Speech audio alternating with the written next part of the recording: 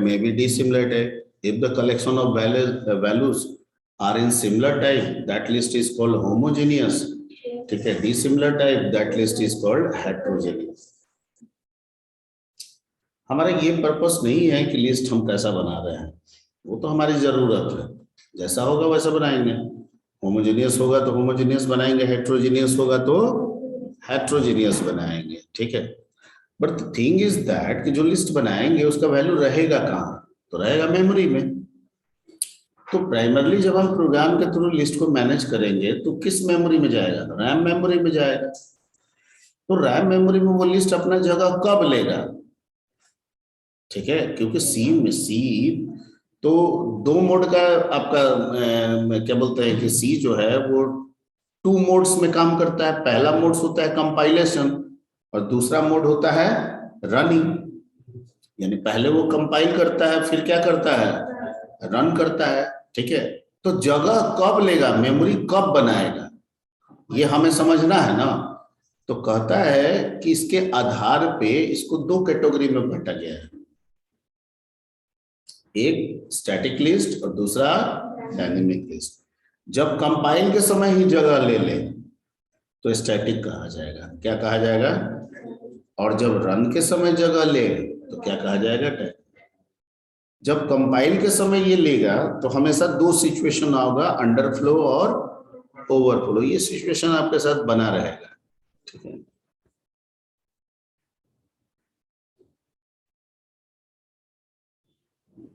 Slow.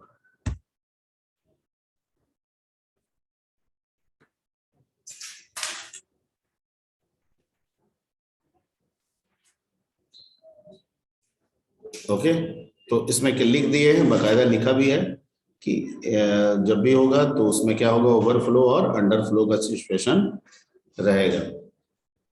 अब जैसे ये जो स्थिति है क्लासरूम की, अभी जो जिस सिचुएशन पे हमारी क्लास हो रही है, this is a static manner और this is a dynamic manner. Static manner. तो क्यों आप स्टैटिक मैनर कर रहे हैं, इसलिए कुर्सियां लगा दी गई हैं. ठीक है, आप बैठेंगे, हम भी बैठेंगे. ठीक है, लेकिन कुर्सियां 60 लगाई गई हैं, बच्चे यहाँ बैठे मात्र कितने हैं, 4. ठीक है, बाकी जो भी चेयर्स है वो वेस्ट जा रही है. जितने समय पढ़ाई चलेगी इसका इस्तेमाल कोई दूसरा नहीं कर सकता है. Point clear. ठीक है, तो ये हो गया आपका अंडरफ्लो.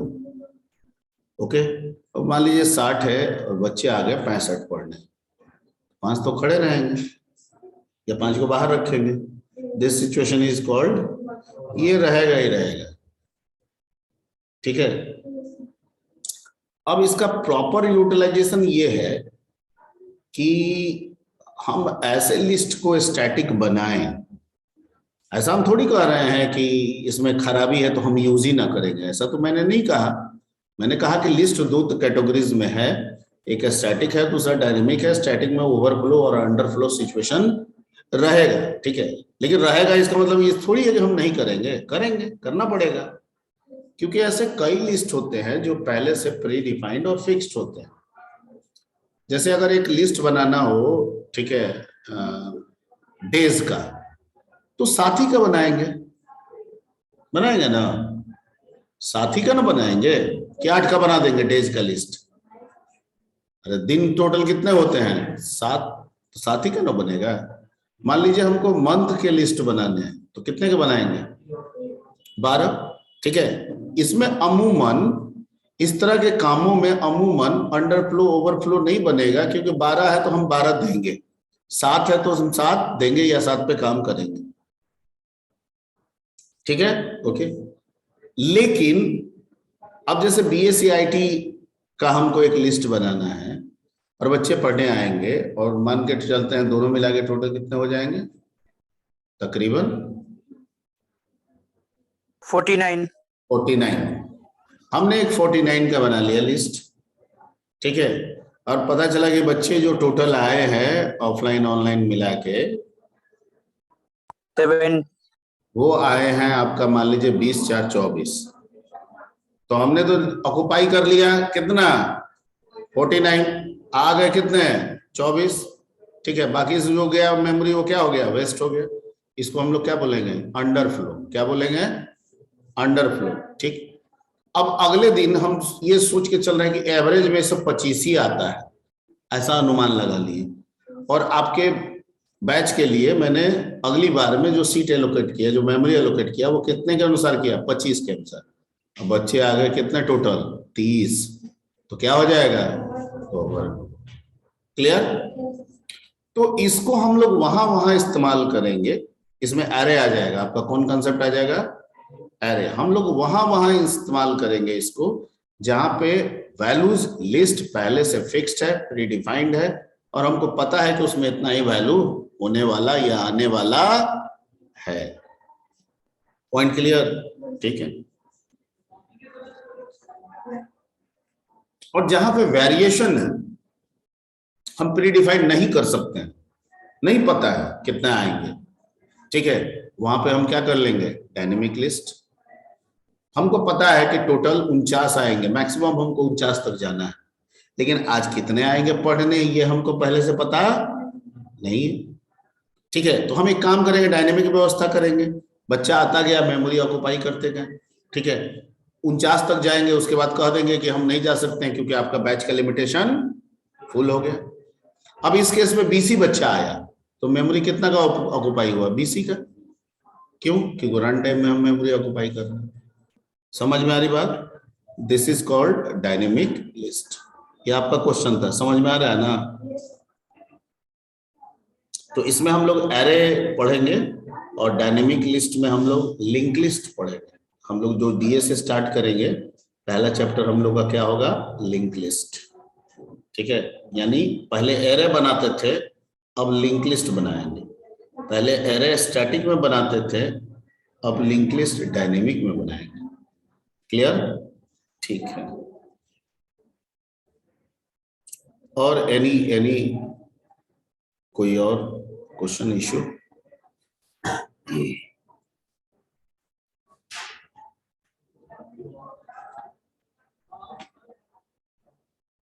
बोलिए। स्क्रॉल डाउन कीजिए ना सर।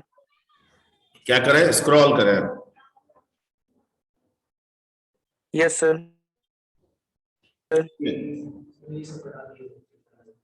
ये तो पढ़ा दिए थे, नहीं भेजे थे तो भेज देंगे। चल, नहीं सर, उस सर एक एग्जांपल आप बताए थे ना सर, N0 लेके, वो समझना था सर। कहाँ, किस में, बेस्ट केस, वर्स्ट केस या स्टैटिक स्टैटिक? डायनेमिक के नीचे एनालिसिस के बाद बताए थे सर, स्टैटिक डायनेमिक के बाद वहाँ एक एग्जांपल बताए थे सर, N=0 करके। Yes sir, yes sir. ये तो ये n बिग जीरो नहीं है, ये बिगो नोटेशन कहा जाता है इसको। ठीक है, ये ओ नोटेशन मैथमेटिकल नोटेशन है जिसमें हम टाइम कॉम्प्लेक्सिटी को दर्शाते हैं। और ये सारे टाइम कॉम्प्लेक्सिटी निकलते हैं, जो n हो सकता है, n स्क्वायर हो सकता है, log n हो सकता है, n log n हो सकता है। ठीक है, यानी हम वर्स्ट केस निकाले, बेस्ट केस निकाले या एवरेज केस निकाले, कुछ इसी तरीके से आने वाला होता है। ठीक है, इसका मैथमेटिकल एक्सप्लेनेशन है, आप मैथ में चाहे तो ओ एन का, ठीक है, एक्सप्लेनेशन सीख सकते हैं कैसे निकलेगा। क्लियर? Yes sir. हालांकि डीएस के हिसाब से मैथमेटिकल एक्सप्लेनेशन उतना रिक्वायर्ड तो नहीं है, कभी पूछा तो नहीं है देखे, लेकिन अगर आप इंटरेस्टेड हैं कि हमको फॉर्मूला जानना है तो आप ओ एन को एक्सप्लेन कर सकते हैं, और एक्सप्लेन करके एन का वैल्यू जो भी आएगा पुट करिएगा। ठीक है, तो इसी में से कुछ रिजल्ट आपको मिलने वाला है। ठीक है, अब जैसे ओ एन है, हो सकता है एन हम यहाँ पे ओ एन ना दे के एन स्क्वायर दे दें, एन इंटू एन दे दे। ठीक है, तो हर एक पे एक्सप्लेनेशन क्या हो जाएगा, बदल जाएगा। ये एन हम किसके मुताबिक दे रहे हैं, अपने प्रॉब्लम के मुताबिक दे रहे हैं, प्रॉब्लम के अंदर जो लूप है उसके मुताबिक दे रहे हैं। अगर एक ही लूप है 5 बार चल रहा है तो यहाँ पे 5 दे देंगे। अगर 2 लूप है, नेस्टेड में है, ठीक है, तो एन स्क्वायर करके दे देंगे या 5 स्क्वायर करके दे देंगे यहाँ पे। अगर 2 लूप चल रहे हैं, 1 बाई 1 चल रहे हैं, तो एन इंटू, यानी अगर 5 का 2 बार चल रहा है तो 5 इंटू 2 करके दे देंगे यहाँ पे। ठीक है, जैसा देंगे उसके अनुसार यहाँ पे रिजल्ट आएगा। क्लियर? ओके, अब आते हैं Yes, sir. ठीक, अब आते हैं थोड़ा सा आज ये कि अब डीएस में मेनली डीएस में हम लोग को पढ़ना क्या है, थोड़ा सा सिलेबस एक बार ब्रीफ कर देते हैं। अच्छा, स्पेस कॉम्प्लेक्सिटी नहीं हुआ था, बिल्कुल उसको कर लेते हैं। ठीक, तो स्पेस कॉम्प्लेक्सिटी के बारे में आप लिख सकते हैं।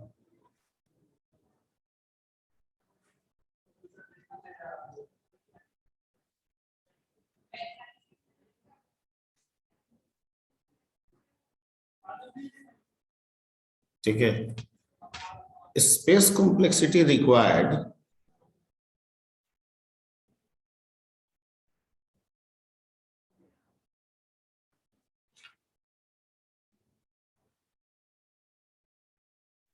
आफ्टर किसके बाद?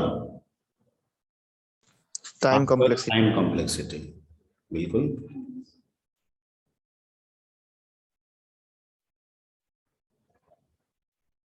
ठीक,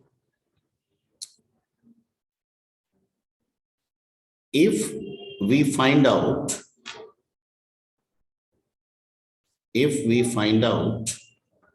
the time complexity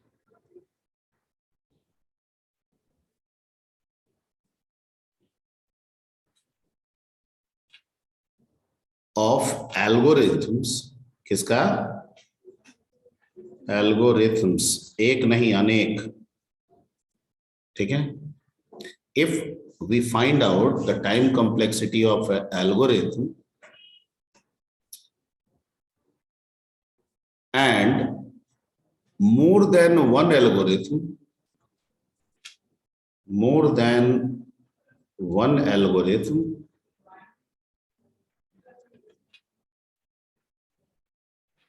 follows the less time of execution, the less time of क्या? execution।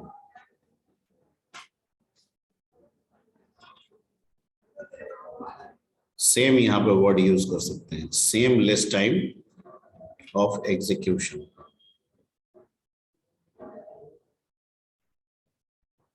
Then for finding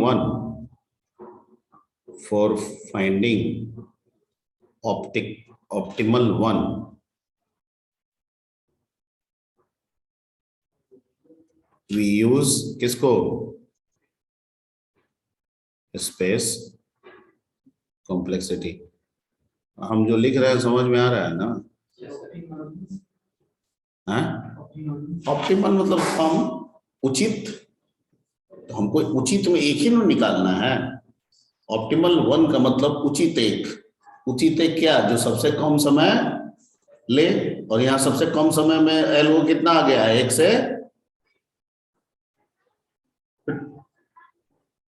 एक आसान बात तुम लोगों ने दिमाग में जा रहा है, मैंने लिखा है स्पेस कॉम्प्लेक्सिटी जरूरी है टाइम कॉम्प्लेक्सिटी के बाद, ठीक है। अब इसको डील कर रहे हैं कि इफ वी फाइंड आउट, ठीक है, फाइंड आउट मतलब बाहर निकालना, जानना।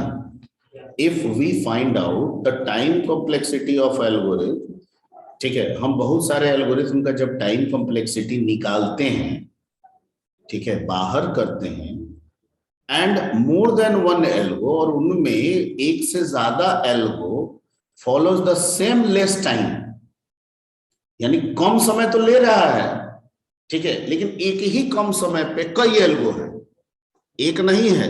एक रहता तो हम ऑप्ट कर लेते हैं, नहीं, एक से ज्यादा है। क्या लिखा है? More than one algo follow the same less time, जो सबसे कम समय है उसमें एक से ज्यादा एल्गो है, ठीक है, less time of execution. Then for finding optical one, उनमें से एक बेस्ट पाने के लिए जो सबसे कम हो, ठीक है, वी यूज स्पेस कॉम्प्लेक्सिटी, क्योंकि टाइम कॉम्प्लेक्सिटी पे तो नहीं मिला सर, ठीक है। और जबकि मैंने कह दिया था कि 99% चांस है कि हमको स्पेस की जरूरत, तो हम उस 1% पे समझा रहे हैं आपको, ठीक है, कि मान लिया कि कोई एक से ज्यादा आ गया तो फिर हम किसकी तरफ बढ़ेंगे, स्पेस कॉम्प्लेक्सिटी। ठीक है, okay.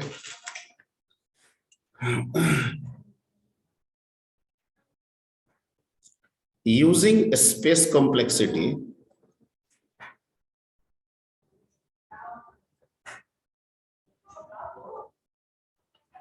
we determined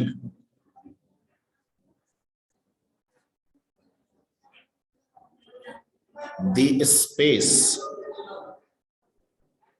spaces acquired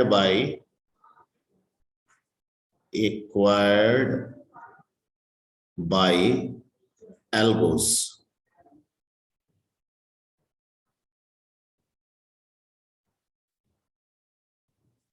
ठीक है, एक्वायर्ड का स्पेलिंग हमको लग रहा है QACC होता है,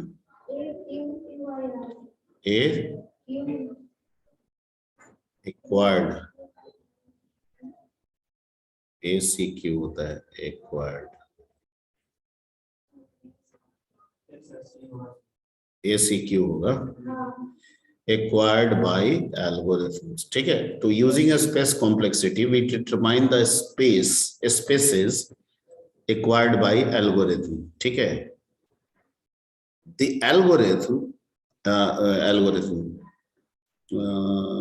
control Z.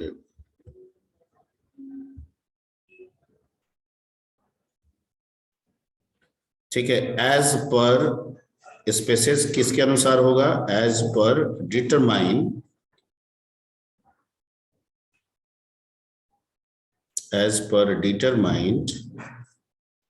ठीक है, spaces acquired by algorithms as per, ठीक है, determined by number of variables, क्या वेरिएबल्स, नंबर ऑफ स्टेटमेंट्स, मतलब किसके आधार पे आप करेंगे, number of statements, number of loops,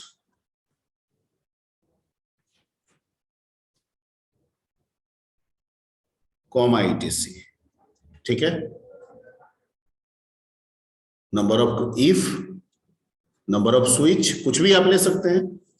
ठीक है, नंबर ऑफ नेस्टिंग, एक में नेस्टिंग है एक में नेस्टिंग नहीं है, तो जो नेस्टिंग नहीं है वो अच्छा है, जो नेस्टिंग है वो ज्यादा समय लेगा, नहीं,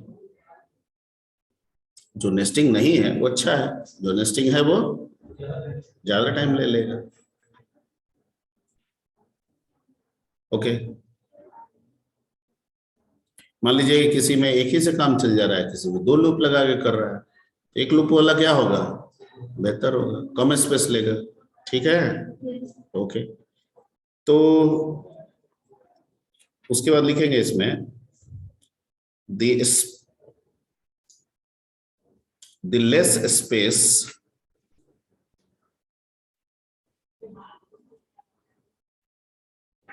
used by an algorithm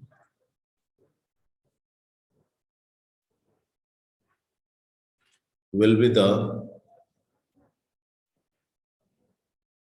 best one, best or optimal one, optimal one। ठीक है, जिसमें से जो सबसे कम स्पेस का इस्तेमाल करके काम करेगा वो सबसे क्या होगा, बेस्ट होगा, वही मान लेंगे इसमें। ठीक है, इसकी जरूरत 1% पे आता है, कितना परसेंट, बाकी सारा काम किससे निकल जाता है, टाइम, मेन टाइम ही कॉम्प्लेक्सिटी। ठीक है, हाँ रेयर केस में, बहुत बड़े बड़े प्रोजेक्ट पे काम कर रहे हैं तो इसमें भी होते हैं। ठीक है, हो सकता है। ठीक है, तो ये आपका हो गया स्पेस कॉम्प्लेक्सिटी निकालने का। अब इसका कोई फॉर्मूला नहीं है, सिंपल काउंटेबिलिटी के अनुसार इसे बनता है। हाँ, नहीं कोई टाइप्स नहीं है इसका, बस स्पेस मतलब स्पेस। ओके, अब आते हैं कि हम लोग डीएस में चैप्टर्स आते हैं, सर ये किस तरह का सर एल्गोरिथम सबसे ज्यादा स्पेस लेता है? किस तरह का एल्गोरिथम सबसे ज्यादा स्पेस लेगा? सबसे ज्यादा स्पेस लेगा जितना, देखिए जितने लीनियर अप्रोच में जितने एल्गो जा रहे हैं, ठीक है, they will opt more spaces. ठीक है, जितने भी हम लोग लीनियर अप्रोच में काम करेंगे, स्टैक अप्रोच में काम करेंगे, ठीक है, क्यू अप्रोच में काम करेंगे, they will hold larger memory.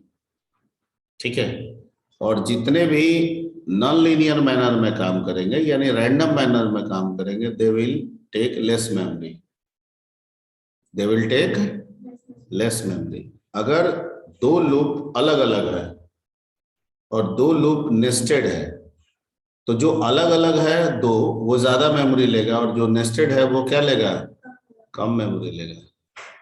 ठीक है, अगर एक लूप है और एक नेस्टेड लूप है, तब तो नेस्टेड वाला ज्यादा लेगा। ठीक है, लेकिन एक ही काम को एक दो लूप का इस्तेमाल करके लीनियर अप्रोच में किया गया है और एक नेस्टेड अप्रोच में लेके काम किया गया है, तो जो लीनियर वाला है वो ज्यादा मेमोरी ऑक्युपाई करेगा और जो नेस्टेड वाला है वो कम मेमोरी ऑक्युपाई करेगा। Point clear? Yes sir. ठीक है, आगे बहुत सारे एल्गोरिथम भी मिलेंगे, कुछ बने बनाए भी मिलेंगे, कुछ बनाएंगे भी हम लोग, उस पर चर्चा करेंगे। अभी आते हैं थोड़ा सा सिलेबस पे। सिलेबस क्या है?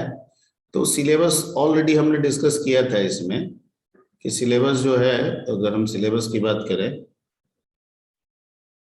ठीक है, तो अमूमन इस सिलेबस में हमारी जो सिलेबस शुरू होती है वो किससे होगी? Link list. ठीक है, उसके बाद हम लोग स्टैक क्यू के बारे में बात करेंगे। ठीक है, कोई कोई स्टैक क्यू पहले भी पढ़ा देता है, ठीक है, लेकिन हम लिंक लिस्ट पहले पढ़ाते हैं, स्टैक क्यू बाद में पढ़ाते हैं। उसके बाद इसी में आ जाता है हमारा पॉलिश नोटेशन। कौन सा नोटेशन? ठीक है, ये हो गया, ये सब लीनियर में आ गया। अब इसी के बाद हम लोग नॉन लीनियर में पहुंचते हैं और इसमें हमको मिल जाता है क्या? ट्री। और उसके बाद मिल जाता है ग्राफ। ठीक है, और चूंकि दोनों लीनियर और नॉन लीनियर लिस्ट है, और लिस्ट का मतलब ग्रुप ऑफ वैल्यूज है, तो हमें उसे सॉर्टिंग और सर्चिंग करने की भी जरूरत पड़ेगी। तो different sorting and searching techniques भी हमको इसमें सीखना होता है। ये भी एक चैप्टर है आपका। एक दो आप पढ़े होंगे सी में, ठीक है, लेकिन और भी ढेर सारे पढ़ने हैं इसमें। ठीक है, तो ये आपका बेसिक डीएस का सिलेबस है। ठीक है, अब इस सिलेबस को फॉलो करने के लिए सी में, ठीक है, हमारे पास सर एक हीप भी तो होगा सर। वो सर्चिंग में आ जाएगा। हीप की बात कर रहे हैं? Yes sir. Heap heap sort होता है, हीप ट्री होता है, वो सब इसी में डिस्कस हो जाएगा। ठीक है ना? ठीक है सर। ठीक है, एक हैशिंग भी होता है, हैशिंग। तो अगर हैशिंग आपका दिया होगा सर्चिंग टेक्निक, तो उसमें बताया जाएगा आपका। Okay, so for starting DS we require, for starting data structure implemented with किसके साथ? हम तो किसी भी लैंग्वेज से कर सकते हैं, लेकिन हम लोग किस लैंग्वेज से सीखेंगे? Implemented with C। ठीक है, we require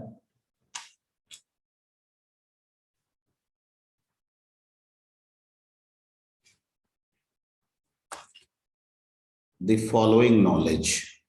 इसके पहले आपको ये सब नॉलेज होना चाहिए जो जान चुके भी हैं। ठीक है, नॉलेज ऑफ सी। ठीक है, तो क्या क्या नॉलेज होना चाहिए सर, बताइए आप हमको। तो सी में कहता है आपके पास एरे, एक बार रिवाइज कर लेना होगा आपको। क्योंकि कभी कभी क्वेश्चन डीएस का एरे से दे देता है, ठीक है, तो आप इसको छोड़ के आगे नहीं बढ़ सकते हैं। एरे के साथ साथ आपको फंक्शन का नॉलेज होना चाहिए, क्योंकि जितने भी ऑपरेशन होंगे वो सब फंक्शन होंगे। तो फंक्शन कैसे होता है, क्या होता है, कितने प्रोटोटाइप होते हैं, सब आपको नॉलेज होना चाहिए। स्ट्रक्चर का नॉलेज होना चाहिए आपको, क्योंकि डाटा ऑर्गेनाइजेशन तो आप इसी से करेंगे। किसके थ्रू करेंगे? स्ट्रक्चर के थ्रू, ठीक है। उसके बाद आपके पास पॉइंटर का नॉलेज होना चाहिए, क्योंकि डायनेमिक मेमोरी तो बिना इसके होगा ही नहीं, ठीक है। ये 4 चीज आपको पहले से होना चाहिए, जो सी में हमने ऑलरेडी पढ़ रखा है, ठीक है। उसकी जरूरत नहीं है इसमें, ऑटो रजिस्टर ना, उसकी जरूरत, बस ये 4 चीज, ठीक है, ओके। क्योंकि हम लोग लीनियर और नॉन लीनियर और स्टैटिक और डायनेमिक की बात कर रहे हैं, और एरे भी हमारा क्या है, लीनियर लिस्ट है और स्टैटिक लिस्ट है, ठीक है। तो हम एरे को छोड़ कैसे सकते हैं? ओके, कोई भी काम करना है, कोई भी लिस्ट बना रहे हैं तो ऑपरेशन होगा, ठीक है। ऑपरेशन उस लिस्ट पे एक ही हो, जरूरी नहीं हो, 10 हो सकता है, 10 अलग अलग तरह के ऑपरेशन परफॉर्म करेंगे। तो हर ऑपरेशन को किससे रेकमेंड करेंगे? फंक्शन से। फंक्शन जरूरी है, ठीक है। अगर डेटा लिस्ट बनाना है, उसमें जो डेटा वैल्यूज है वो ऑर्गेनाइज्ड है, रोल नेम मार्क्स मिलके एक है, तो फिर ऑर्गेनाइज करने के लिए, रोल नेम मार्क्स को मिलाने के लिए, इंट फ्लोट कैरेक्टर को मिलाने के लिए कोई चीज चाहिए हमको, तो उसके लिए स्ट्रक्चर रिक्वायर्ड है, ठीक है। उसके अलावा अगर रन टाइम पे मेमोरी हम यूज करेंगे, तो रन टाइम पे जब हम मेमोरी यूज करते हैं तो सिर्फ एड्रेस होता है, ठीक है। क्या होता है? एड्रेस। और उस एड्रेस को स्टोर करने के लिए हमको पॉइंटर की जरूरत है, क्योंकि पॉइंटर एड्रेस को स्टोर करता है, जैसे कि सी में बताया गया। क्लियर? तो ये सी का सारा चीज है जो हमें चाहिए, ठीक है। इसी में थोड़ा थोड़ा हम लोग हल्का हल्का रिवाइज कर लेते हैं, आज एक रिवीजन बना देते हैं इसी पे थोड़ा थोड़ा, और फिर नेक्स्ट क्लास से हम लोग आगे बढ़ने की कोशिश करेंगे, ठीक। तो एरे के बारे में आप पहले से क्या जानते हैं? ठीक है, डेराइव टाइप है, डेराइव डाटा टाइप है ना? डेराइव डाटा टाइप यस है, सर। कलेक्शन ऑफ वैल्यूज के ऊपर काम करता है सर, ठीक है। कंटेन करता है। उसके अलावा collection of similar type values है,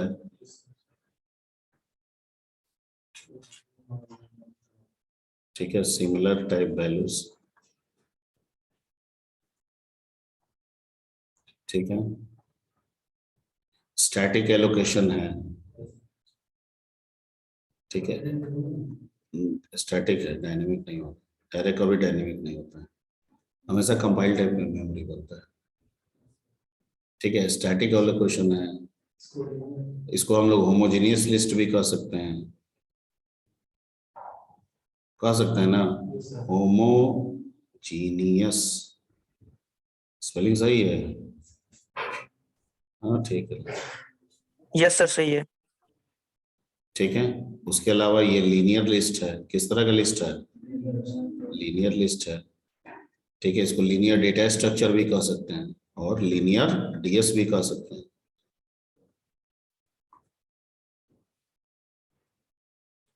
ठीक है, ओके। अरे अमूमन सी में हम लोग यूज किए थे, सिर्फ हम सी को याद दिला रहे हैं, हम कुछ कर नहीं रहे हैं, पढ़ा दिए हैं। अब कहिए कि नहीं पढ़ा है, नहीं बोलिए आपकी, हम अगर नहीं पढ़ा है तो, ठीक। तो जैसे एरे बनाना है तो इंट एन ऐसे लिख देंगे 5, तो इंटीजर टाइप का कितना बन गया? सही, समझ गए? ये एरे बनाने का तरीका है, क्लियर? ओके।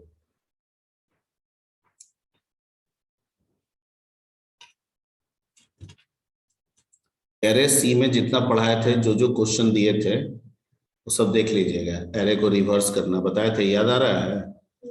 एक एरे लीजिए, उसको रिवर्स कीजिए, ये सब क्वेश्चन देख लीजिएगा, क्योंकि ये सब क्वेश्चन रिपीट कर सकता है डीएस में, ओके। अब जो एरे है वो कई तरह के होते हैं, तीन टाइप्स के होते हैं। क्या? सिंगल डायमेंशन, डबल डायमेंशन, ठीक है। तो ये जो लिखे हैं ये क्या है? Single dimension. इसको कहते हैं कि तीन ब्लॉक दिखाइए, या तो रो में दिखाइए या तो कॉलम में। कॉलम में दिखाइए, जैसे मर्जी हो दिखाइए, ठीक है। एक होता है आपका डबल डायमेंशन, और डबल को हम लोग मैट्रिक्स एरे भी कहते हैं। डबल को क्या कहते हैं? Matrix array. ठीक, तो ये कैसे होगा सी में? तो अगर इंट एन हम लिखते हैं ऐसे 3 3, ये हो गया डबल डायमेंशन। इसका मतलब है कि 3 रो और 3 क्या होगा? कॉलम। ठीक है। इसके बाद एक है मल्टी डायमेंशन, ठीक है। ओके, अगर हम लिख देते हैं इंट एन 2, 2, 2, तो ये रिपीटेशन हो जाता है, ठीक है। तो पहला दो को, लास्ट वाला दो को, दोनों को देखें तो 2D बनाए, तो दो दो का बना ना। उसके बाद ये क्या कह रहा है कि इसी को 2 बार रिपीट कीजिए, तो 2 बार रिपीट कर दिए। इसको कह रहा है कि 0 मानिए, इसको क्या कह रहा है 1, ये तो 0 1 0 1 है ही। ये हो गया आपका मल्टी में आ जाएगा। क्या आ जाएगा?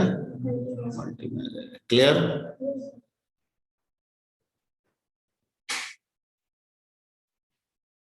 ठीक है।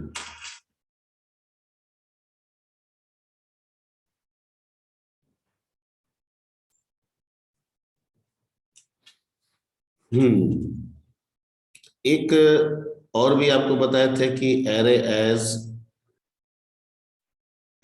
इज कांस्टेंट पॉइंटर, याद आ रहा होगा यस सर।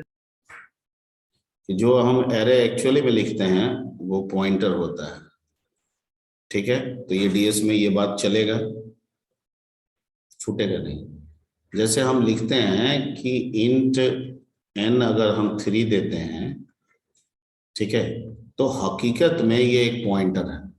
ये क्या है? पॉइंटर है। मतलब हम लिख ये रहे हैं, लेकिन हम इसे समझना चाहें तो हम इसे ऐसे समझ सकते हैं। क्या समझ सकते हैं? ठीक है, कि ये एक पॉइंटर है, मतलब लिख ये रहे हैं, हो ये रहा, ठीक है। ओके, तो इसके लिए हमने एक चीज बताया था कि इस 3 का मतलब होता है 3 ब्लॉक अरेंज कीजिए। कितने ब्लॉक? 3 ब्लॉक अरेंज कीजिए। 3 ब्लॉक कीजिएगा तो कुछ ना कुछ एड्रेस होगा, और लीनियर है तो एक के बाद दूसरा, और इंटीजर टाइप में है तो पहला का 100 तो दूसरा का 102, उसके बाद क्या होगा 4, क्योंकि 2 बाइट का गैपिंग होगा, ठीक। उसके बाद कंपाइलर कहता है कि हम एक तो अलग से अपना इंटरनल एक तो एन बनाएंगे जो कि एक पॉइंटर होगा। क्या होगा? कितना बाइट का? क्योंकि पॉइंटर 2 बाइट हमेशा लेता है, किसी भी टाइप का हो। कितना बाइट? 2 बाइट। अब कहता है कि इन तीनों में से जो बेस एड्रेस है ना, उसको हम पॉइंट करते हैं। किसको? बेस एड्रेस को। तो इसका मतलब है कि पॉइंटर एन जब भी लिखेंगे वो तो इसको पॉइंट करेगा, ठीक है। अगर इसको करना है तो अगर एन में कहे कि 1 बढ़ा दें तो 1 ब्लॉक आगे मतलब कितना बाइट आ गया? 2 बाइट आ गया। तो अगर हम लिखेंगे यहाँ पे, अगर हम लिख रहे हैं n+0, मतलब n में कुछ भी मत बढ़ाइए, तो n कितना है? 100। तो हम कह रहे हैं कि 100 को पॉइंट कीजिए। तो जब भी हम बोलेंगे 100 को पॉइंट कीजिए, वो इसको, इस घर को देखेगा। हम लिखेंगे कि n+1, तो n में है 100 और +1 किए तो 2 बाइट आगे बढ़ गया, और इसको हम पॉइंट करेंगे तो ये किसको जाएगा? समझ में आ रही बात? और फिर यस सर। n+2 अगर ऐसे करेंगे तो किसको जाएगा? 104, ठीक है। तो आप अगर एक n3 लिख लिए हैं तो आप इसे प्रोग्राम के अंदर n0 यूज कीजिए, या पॉइंटर n+0 यूज कीजिए, बात बराबर है। आप इसको n1 यूज कीजिए, ठीक है, या पॉइंटर n+1 यूज कीजिए, बात बराबर है। या आप इसे n2 में यूज कीजिए या पॉइंटर, ठीक है, n+2 यूज कीजिए, बात बराबर है। लेकिन ये तरीका स्लोअर तरीका है, क्योंकि ये कंपाइलर एक व्यवस्था आपको बना के दी हुई है। आप लिखते ये व्यवस्था है, होता इंटरनली ये व्यवस्था है। तो अगर एक्सटर्नली ही हम इस व्यवस्था को समझ गए हैं और यूज करें तो हमारा प्रोग्राम n0, n1, n2 वाले पैटर्न से क्या हो जाएगा। अरे हम जो n0 लिख रहे हैं ना, तब भी कंपाइलर इंटरनली n+0 पॉइंटर ही मान रहा है, लेकिन वो उसका इंटरनल मैकेनिज्म हो गया। इसका मतलब n0 का कहीं लिखा होगा पॉइंटर n+0, वहां जाकर फॉलो कर रहा है। अगर हम ही समझ गए तो हम डायरेक्ट ही जब n+0 लेके काम कर रहे हैं तो एक्सेसिबिलिटी क्या हो जाएगी, फास्ट हो जाएगी, एरे की जरूरत ही नहीं पड़ेगी। यानी एरे का जो बेसिक कंसेप्ट है उसकी जरूरत, एरे तो जरूरत पड़ेगा ही, क्योंकि हम तो एरे को ही ना कांस्टेंट पॉइंटर बता रहे हैं। हाँ, क्लियर, ठीक है। ये सब बताया हुआ टॉपिक है, आई थिंक बहुतों लोग को याद भी होगा ये इस टॉपिक के बारे में, ठीक है। तो ये एक चीज हो गया, ठीक है। एरे एरे हम कुछ कर दिए हैं, कुछ आप देख लीजिएगा और अगले क्लास में आइएगा तो 2-3 चीज पढ़ के आइएगा। फंक्शन जो हम सी पढ़ा दिए थे और स्ट्रक्चर, ये सब पढ़ के आइएगा, और पॉइंटर ये सब पढ़ लीजिएगा आप एक बार, फिर देख लीजिएगा जो भी, ठीक है। तो हम लोग नेक्स्ट क्लास में इस पर चर्चा करेंगे। Sir scroll